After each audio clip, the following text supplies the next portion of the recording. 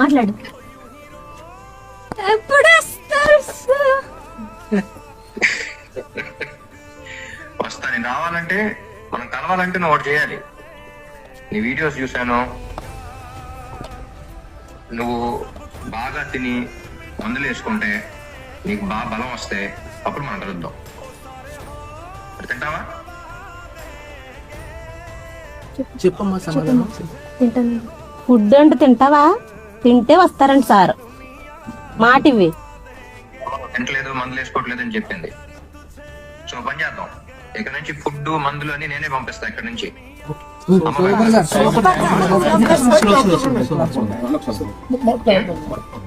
నేను ఇక్కడ నుంచి పంపిస్తాను. అమ్మ పెడతారు, ఫుడ్ మందులు వేసుకుంటాం.